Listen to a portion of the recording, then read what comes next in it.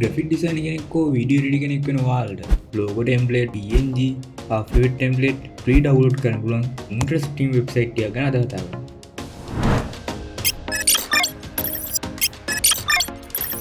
කතාගන සයිට ඔක්කම link මන් ඩිස්ක්‍රපෂනය දාලා තියෙනවා වාට එතිනි ගන සයිටල් විසිට කරන්න පුළුව මං පලන කතාගන්න වෙබ්සයිට එක නම් තමා මික්ස් කිට්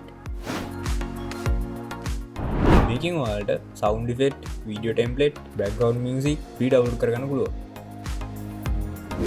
මේ සයිට එක තුළේ වීඩියෝ ටෙම්පලේට් බලුවොත් වල් මේ සොෆ්ටය හතරෙන් බලාගන්න පුළුව වීඩියෝ එඩි කෙනෙකුට වැදගත්තන වීඩියෝ කලිප් ඩවල් කරන සයිට ඇත්තා විදන් කතා කරන්න මේ සයිට නම තමා ඩීන් ස්ක්‍රීන් මීම්ස් මේ සයිටෙන් වාල්ට ග්‍රීන් ස්ක්‍රීන් තියෙන නීම්ස් වාල්ට අවල් කරන පුළුවන් මේ සයිට් එක තින් නීම්ස්ල වාසයක් ගැන කතාකවත් මේ වීඩියෝ ගත් එකම ඔඩියෝ කලිප් එකු අපි ලැබෙනවා ඊලන් අපි කතා කරන සයිට් තමා AE ඩවුලෝඩ් මේ සයිටෙන් වාල්ට ආෆ්ටර් ටෙම්පලේට් ෆ්‍රී ඩවුලෝඩ් කරගන්න පුළුවන්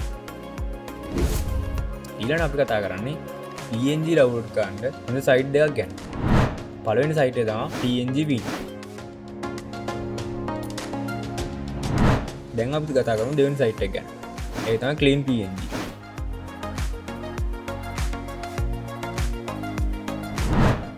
අපේ කතා කරන තුන්වෙනි සයිට් එක තමයි texture lab. මේ සයිට් එකේ හුඟක් ටෙක්ස්ට් වලට අදාළ ඉමේජ් එක හුඟක් බලා ගන්න පුළුවන්.